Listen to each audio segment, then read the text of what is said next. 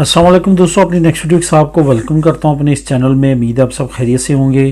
तो चलते हैं आज की अपनी अहम न्यूज़ की जानिब। सबसे पहले तो हम बात करेंगे कि यूरोप समेत पूरी दुनिया से किस तरह से लोग एक नई स्कीम का फ़ायदा उठा सकते हैं जो कि कनाडा ने अनाउंस की है। इसके बारे में तफसीली आप लोगों के साथ बात करूंगा और आपको इस कानून के बारे में बताऊंगा और किस तरह से आप इससे फ़ायदा उठा सकते हैं, इसके बारे में भी तफसील से बात करेंगे। उसके बाद स्पेन नेशनलिटी से बच्चों के वालिदैन को क्या फ़ायदा हो सकता है, इस पे भी काफ़ी दोस्तों के कमेंट आते हैं। यानी कि आपके बच्चों को अगर स्पेन की नेशनलिटी मिल चुकी है तो उसका वालिदैन को क्या फ़ायदा होगा। उसके बाद एक बहुत बड़ा जुर्माना जो कि आज से शुरू होने जा रहा है, इसके बारे में मैं आपको तफसीली बताऊंगा। वो जुर्माना क्या है, किन को वो जुर्माना होगा और किस तरह से आप उससे बच सकते हैं, इस पर बात करेंगे। आखिर में बात करूंगा 600 यूरो की आप एक बचत, एक फ़ायदा ले सकते हैं। वो किस तरह ले सकते हैं, कौन एलिजिबल है, इस पर बात करेंगे वीडियो के आखिर में। वीडियो की तरफ जाने से पहले आपको ये कहना चाहूँगा कि जो आप नीचे कमेंट करते हैं उनमें कुछ कमेंट ऐसे होते हैं जहाँ पे मैं उनका तफसीली आपको आंसर नहीं दे सकता। इस वजह से वहाँ पे यही मुनासिब होता है कि आप ईमेल, जैसे कि कई मरतबा मैंने शेयर की है, तो आप ईमेल कर लिया करें, वहाँ पे अपना नंबर शेयर कर दिया करें। वो लोग जिनके साथ ये पहले मसला था और उनके साथ मेरा राब्ता हुआ था, उनके साथ मैं आपका राब्ता करवा सकता हूँ, क्योंकि वो उस प्रोसेस से गुज़रे होते हैं। उससे आपको रहनुमाई बेहतर मिल सकती है। वहाँ पे अगर मैं आंसर देता हूँ, कुछ चीज़ें ऐसी आप पूछते हैं जो कि लॉ के मुताबिक बिल्कुल भी मैं वहाँ पे उसका कमेंट नहीं दे सकता। तो उसके लिए यही रास्ते बेहतर होते हैं कि इस तरह से आप डायरेक्ट उन लोगों के साथ बात कर लें जिनके साथ ये मसला था और उन्होंने अपना एक ख़ास प्रोसेस जो है वो अपनाते हुए उस मसले को हल किया। तो इस वजह से मैं वहाँ पे अपना ईमेल अमूमन शेयर कर देता हूँ कि आप राब्ता कर सकते हैं। तो दोस्तों, यूरोप समेत पूरी दुनिया से अगर आप कनाडा जाते हैं और ख़ास तौर पे विज़िट वीज़े पे जाते हैं तो अब वहाँ पे आपका सेटल होना काफ़ी ज़्यादा आसान हो जाएगा। उसकी सबसे बड़ी वजह है कि एक कानून नया जो है वो कनाडा की हुकूमत ने लॉन्च किया था, जिसको एक्सटेंड कर दिया गया है अगले साल जो 2025 है। यानी कि अभी 2 साल रहते हैं, 28 फरवरी 2025 तक उस कानून को एक्सटेंड कर दिया गया और उस कानून से आप फ़ायदा उठा सकते हैं। असल में एक कानून तो मैंने ऑलरेडी आप लोगों के साथ शेयर किया कि अगर आप यूरोप से विज़िट वीज़े पे वहाँ पे जाते हैं कनाडा में, तो आपको LMIA लेना पड़ेगा, जो कि वहाँ पे वो ऑक्यूपेशन जिनकी बहुत ज़्यादा शॉर्टेज है, जिन लोगों की बहुत ज़्यादा शॉर्टेज है कनाडा में, उनके लिए मुख्तलिफ कंपनीज़ को अलाउ है कि वो विज़िट वीज़े पे भी आने वाले लोगों को LMIA जारी कर सकते हैं। लेकिन ओवरऑल अब कनाडा ने ये अनाउंस किया कि क्योंकि उसको बहुत ज़्यादा वर्कर्स की ज़रूरत है, इस वजह से उसने ओवरऑल तमाम जो लोग हैं दुनिया से, अगर वो विज़िट वीज़े पे कनाडा में जाते हैं और वहाँ पे अगर वो रहना चाहते हैं तो अब वो कोई भी कॉन्ट्रैक्ट वहाँ पे लगा के वहाँ पे लीगल हो सकते हैं। कॉन्ट्रैक्ट की उनकी शर्त क्या है? कॉन्ट्रैक्ट की शर्त यह है कि 1 साल का कॉन्ट्रैक्ट आपको कोई भी वहाँ से मिल जाए आप काम करने के लिए, तो आप वहाँ पे रह सकते हैं और आगे वो एक्सटेंडेबल होगा, यानी कि आगे आप मज़ीद जो है उसको एक्सटेंड करके वहाँ पे वर्क परमिट में कन्वर्ट करवा सकते हैं।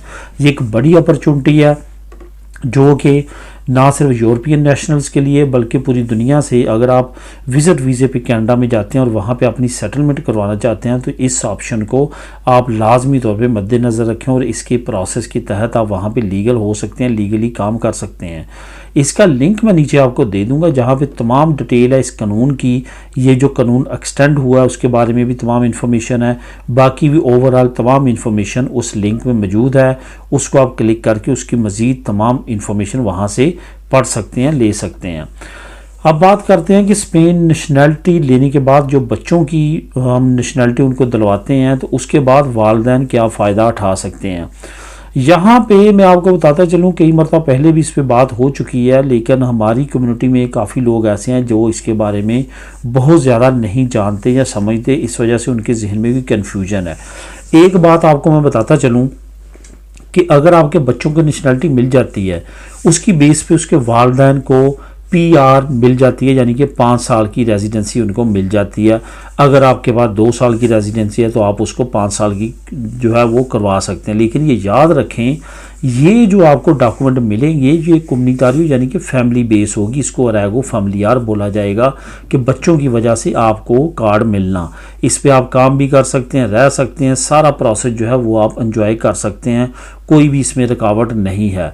लेकिन ये याद रखें कि जब आपके बच्चों को नेशनलिटी मिलती है, बहुत कम वालिदैन हैं जिनके पास 2 साल की होती है, अब तो वैसे 1 साल के बाद 4 साल की रेजिडेंसी शुरू करवा दी गई है, तो इस वजह से हमारी कम्युनिटी को बहुत ज़्यादा इससे फ़ायदा नहीं होता। लेकिन एक बात और है कि साउथ अमेरिकन जो ममालक हैं जिस पे स्पेन ने हुकूमत की है, स्पेन की वो कॉलोनी रह चुके हैं, उनके बाशिंदों के लिए एक कानून काफ़ी ज़्यादा आसान और नरम है कि अगर वो यहाँ पे इलीगल आते हैं, जोड़ा आता है यानी कि मियाँ और बीवी का, और जहाँ पे वो बच्चा पैदा कर देते हैं, तो उनको तो वही प्रोसेस करना पड़ेगा कि 3 साल का टाइम पूरा करना, फिर अरैगो लेना। लेकिन अगर उनका बच्चा यहाँ पे पैदा हो जाता है तो उसको राइट मिल जाते हैं कि वो यहाँ पे अप्लाई कर सकते हैं अगर वो उन कंट्री से हैं। उनकी बेस पे फिर आगे जो वालिदैन हैं वो लीगल हो जाते हैं, उनको आगे पीआर मिल जाती है अरैगो फैमिलियार के कानून के तहत।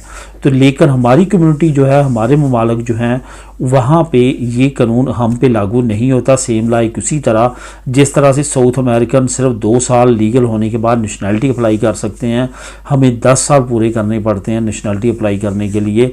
इसी वजह से ये भी उसी तरह का कानून है कि जो साउथ अमेरिकन है उनके लिए ये ख़ास तौर पे फैसिलिटी रखी गई है कि बच्चों की बेस पे वो लीगल हो सकते हैं और उसके बाद उनको परमानेंट रेजिडेंसी यहाँ पे मिल सकती है। लेकिन हमारी कम्युनिटी के लिए ये कानून नहीं है, इसको आपने जहन में रखना है, इस वजह से कि काफ़ी ज़्यादा दोस्त इस पर बात करते हैं। अब ये सारे प्रोसेस में कि बच्चों की नेशनलिटी के बाद वालिदैन को किस तरह से मिलती है, किस कानून के तहत मिलती है, कौन कौन से डॉक्यूमेंट चाहिए, हो सकता है कि आप में से कोई बंदा इंटरेस्टेड हो इसके बारे में। इसके लिए मैंने लिंक एक आप लोगों के लिए नीचे छोड़ देना है, लिंक नंबर 2, आप उसको क्लिक करके वहाँ पे तमाम इन्फॉर्मेशन ले सकते हैं, पढ़ सकते हैं कि आप अगर आपका बच्चा स्पेन का नेशनल है तो आप उससे क्या फ़ायदा ले सकते हैं, आप किस तरह से तरखेता कम्युनिटारिया यानी कि परमानेंट ले सकते हैं, उसकी तमाम इन्फॉर्मेशन आपको नीचे लिंक में मिल जाएगी। डॉक्यूमेंट्स कौन कौन से चाहिए A to Z तमाम इन्फॉर्मेशन इस लिंक में मौजूद है। अब बात करते हैं कि हुकूमत ने ख़बरदार किया है, आज से एक नया कानून जो है वो इम्प्लीमेंट होने जा रहा है। यहाँ पे आपको बताता चलूँ, ये ट्रैफिक के कानून को फॉलो करने के लिए ये नया कानून जो है वो नाफिजुल अमल किया गया है। इसके मुताबिक अगर आपका ड्राइवर लाइसेंस आपके पास है और आप ड्राइविंग करते हुए एक तो सीट बेल्ट नहीं पहनते, दूसरा बच्चों की जो सीट बेल्ट होती है, बच्चों की जो सीट होती है उसकी केयर नहीं करते, वहाँ पे उसको प्रॉपर जो है वो प्रोटेक्शन नहीं देते, उसको सीट बेल्ट नहीं लगाते, तो ये याद रखें कि आपको 200 यूरो जुर्माना, जिसको बढ़ा के अब पुंतों की शक्ल में भी 4 पुंतों तक कर दिया गया है। 200 यूरो या इससे ज़्यादा, और आपके कम से कम 4 पुंतों आपके कार्ड से, आपके ड्राइवर लाइसेंस से काट दिए जाएंगे अगर आप कोताही करते हैं। इसमें हुकूमत ने कहा है कि 2022 में 400 से ज़्यादा लोग सिर्फ़ और सिर्फ इसी वजह से उनकी डेथ होगी कि उन्होंने सीट बेल्ट नहीं पहना था, एक्सीडेंट हुआ और उसके बाद उनका बचना नामुमकिन रहा। क्योंकि आपको मालूम है जब एक्सीडेंट होता है तो जो ड्राइवर है उसका जो सर है वो आगे स्टीयरिंग को लगता है या डैशबोर्ड को लगता है, जिसके बाद उसके मौके पे ही डेथ हो जाती है। इसकी सबसे बड़ी प्रोटेक्शन जो है वो सीट बेल्ट है। इस वजह से इस पे पूरे स्पेन के लेवल पे अब काफ़ी ज़्यादा पुलिस चेक करेगी, आपने बिल्कुल कोताही नहीं करनी, इससे आपको भारी जुर्माना अदा करना पड़ सकता है।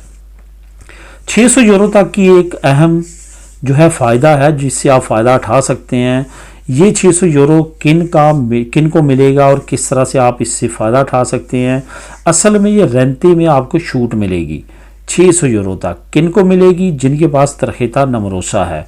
वो फैमिलीज़ जिनके पास तरखेता नमरोसा है उनके रेंटे में 600 यूरो तक छूट देने की गवर्नमेंट ने अनाउंसमेंट की है, ताकि ज़्यादा से ज़्यादा जो है वो बड़ी फैमिलीज़ को फ़ायदा दिया जा सके। क्योंकि आपको मालूम है एक तो इन्फ्लेशन का काफ़ी ज़्यादा मसला है, इस साल मज़ीद जो है इन्फ्लेशन बढ़ी है। इसके साथ साथ स्पेन ये भी चाहता है कि जिन लोगों के बच्चे 2 हैं वो 3 पैदा करें और जिनके 3 हैं वो 4 पैदा करें, यानी कि तरखेता नमरोसा खनराल और तरखेता नमरोसा स्पेशल की जानब जाएँ, ताकि वो इससे फ़ायदा उठाते हुए ज़्यादा से ज़्यादा फिनंशियल फैसिलिटीज़ ले सकें। इसी तरह की अब ये फैसिलिटी की अनाउंसमेंट कर दी गई है। इस साल फ़िलहाल जो भी तरखेता नमरोसा वाली जो बड़ी फैमिलीज़ हैं वो अपना रेंता डिक्लेयर करवाएंगी तो उनको 600 यूरो तक रेंते में रायत मिलेगी, यानी कि उनको रेंते में फ़ायदा मिलेगा। तो दोस्तों ये थी आज की अहम न्यूज़ और इन्फॉर्मेशन। इन न्यूज़ के तमाम के लिंक्स आपको नीचे डिस्क्रिप्शन में मिल जाएंगे, तमाम को आप क्लिक करके ख़ुद भी रीड कर सकेंगे। दुआओं में याद रखिएगा। मिलेंगे नेक्स्ट वीडियो में नई अपडेट्स के साथ। अल्लाह हाफिज़।